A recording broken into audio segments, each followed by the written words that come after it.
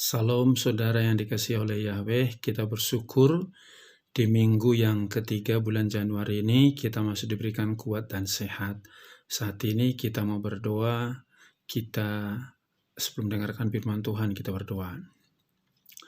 Bapa di dalam surga yang kami sembah dalam nama Tuhan Yesus HaMasiah, hati kami penuh rasa syukur kepadamu atas anugerah-Mu, pertolongan-Mu, penjagaan-Mu. Kami ada sampai hari ini. Kami mengucap syukur atas berkat-Mu. Saat ini kami mendengarkan firman-Mu. Roh Kudus urapi kami agar kami dikuatkan, diteguhkan oleh firman-Mu. Kami sambut firman-Mu dalam nama Tuhan Yesus kami berdoa. Haleluya. Amin.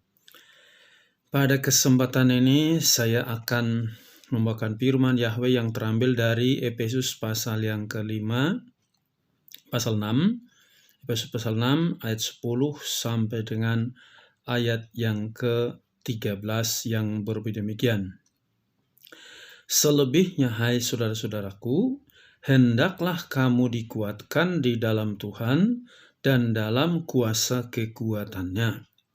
Pakailah selengkap senjata Elohim, yang dengannya kamu dapat berdiri teguh melawan rencana licik si iblis.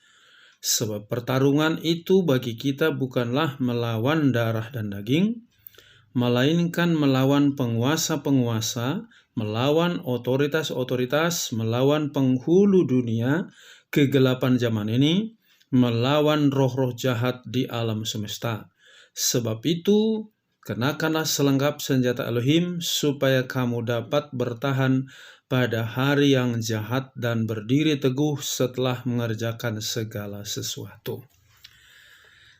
Kita perhatikan di sini firman Yahweh menegaskan bahwa si iblis itu begitu licik, begitu jahat mempengaruhi hidup manusia, supaya manusia itu memberontak kepada Yahweh, melawan firman Yahweh sama seperti iblis itu.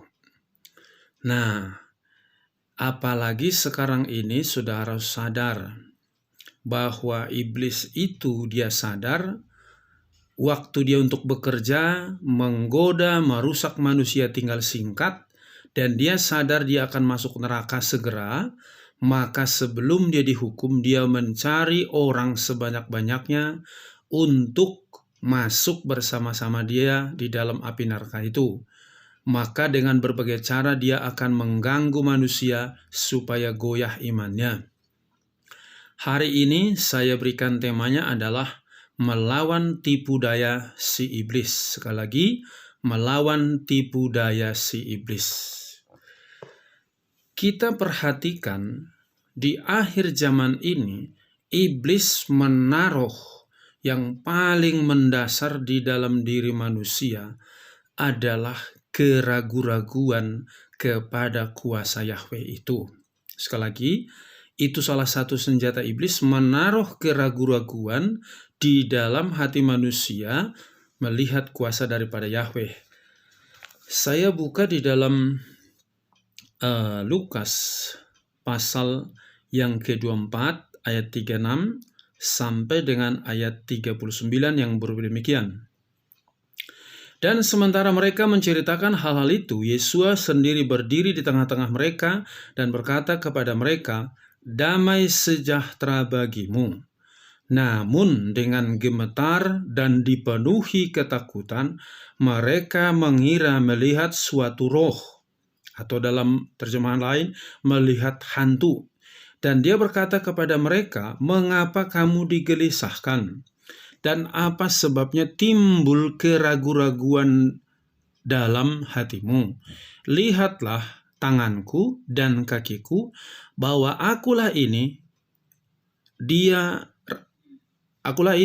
rabalah aku dan lihatlah, karena roh tidak mempunyai daging dan tulang, sedangkan kamu melihat aku mempunyainya." Saudara perhatikan di sini, Tuhan Yesus yang datang di tengah-tengah murid-muridnya setelah kebangkitannya, malah murid-muridnya menyangka itu hantu.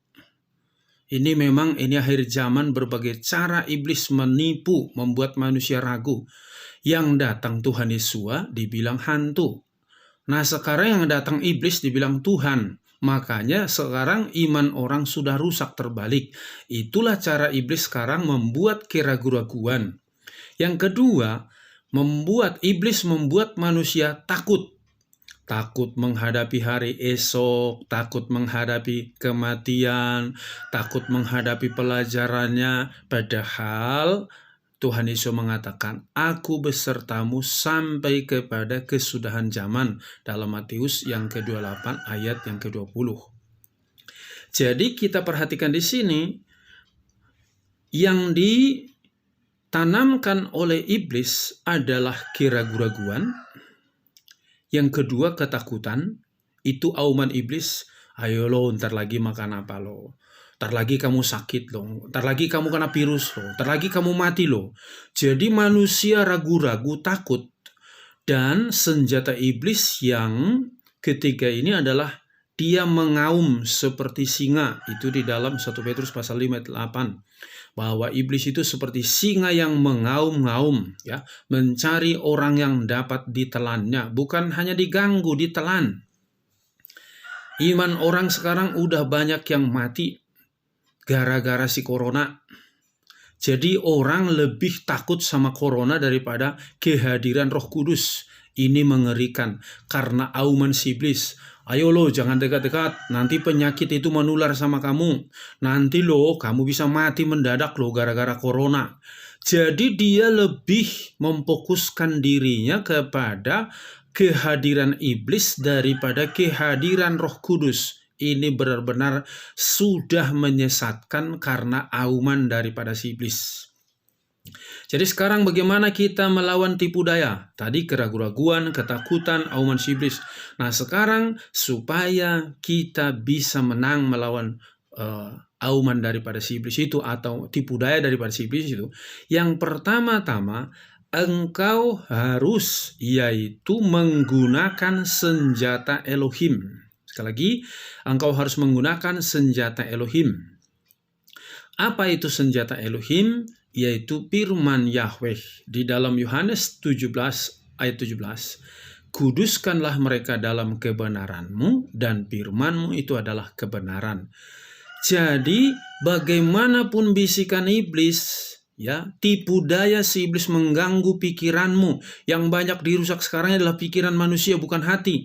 Pikiran orang dibuat takut, pikiran orang dibuat kacau, supaya apa? Tidak lagi percaya kepada firman Yahweh itu. Maka hati-hati, harusnya engkau berpegang teguh kepada firman Yahweh itu, ya. Senjata yang pertama daripada untuk melawan iblis itu, tipu daya daripada si iblis itu adalah firman Yahweh.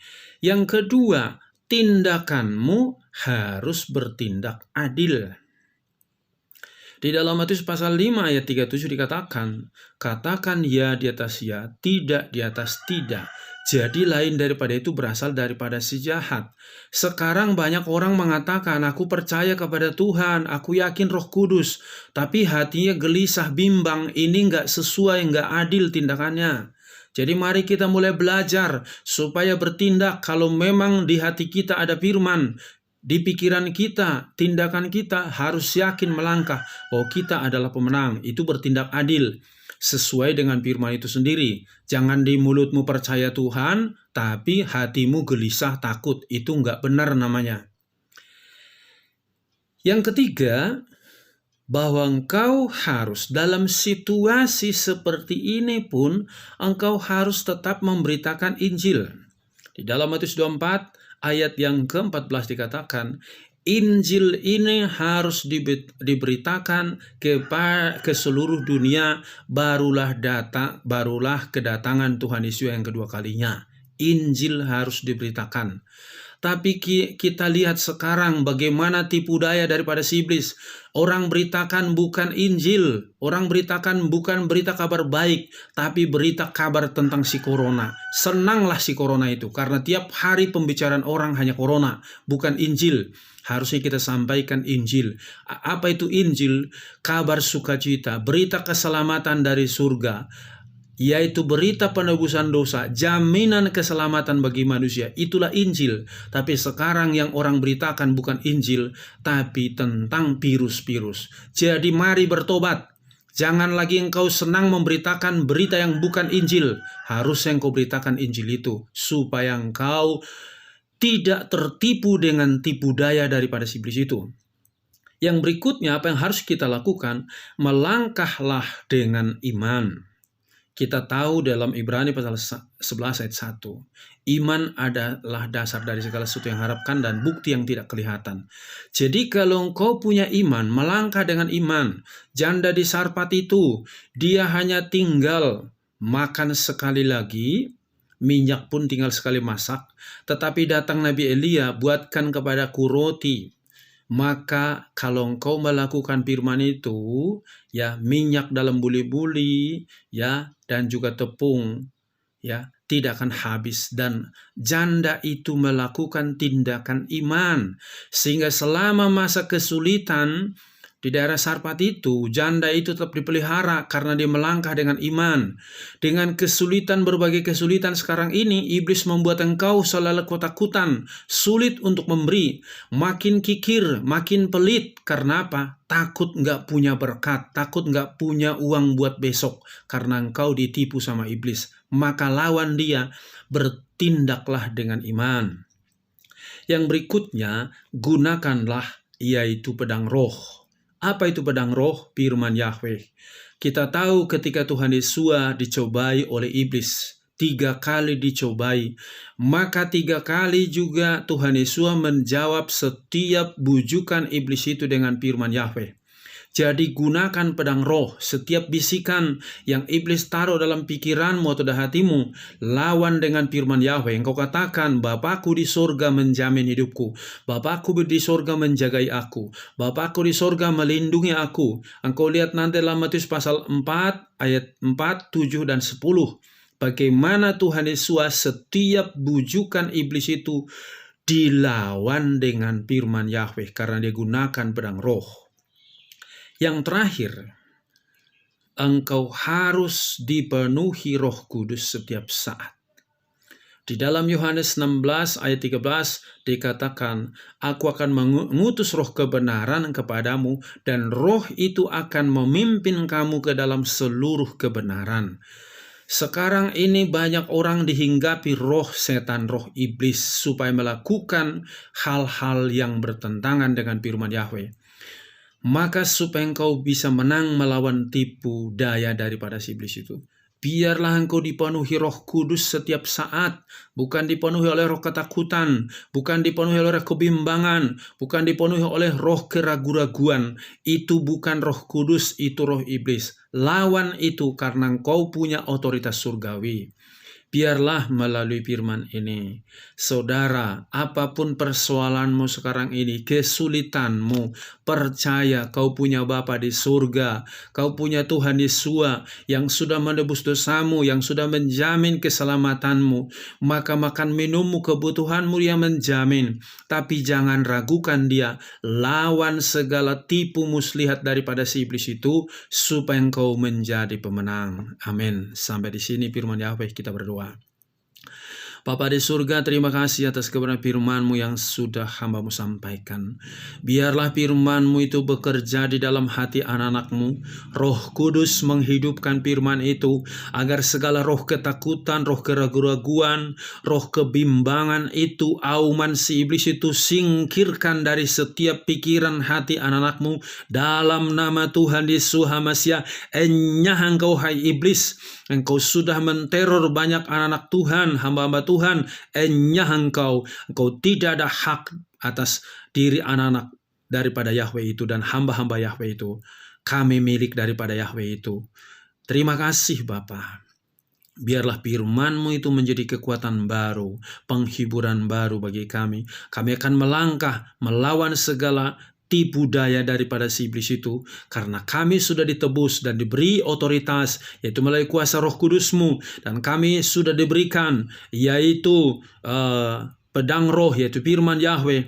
Maka kami menjadi pemenang dalam Engkau. Terima kasih Bapa. Hidupkan firman itu dalam hati setiap anak-anak-Mu. Kuatkan Bapak-bapak, ibu-ibu, pemuda, remaja, anak-anak. Apapun yang mereka sedang hadapi, mereka boleh tetap bersukacita dalam hadirat-Mu. Terima kasih, berkati bangsa dan negara kami. Baik hamba-hambamu bersatukan semua. Terpujilah namamu, kekuatan rohmu mengalir bagi setiap anak-anakmu. Di dalam nama Tuhan Yesus akan berdoa. Haleluya. Amin. Shalom.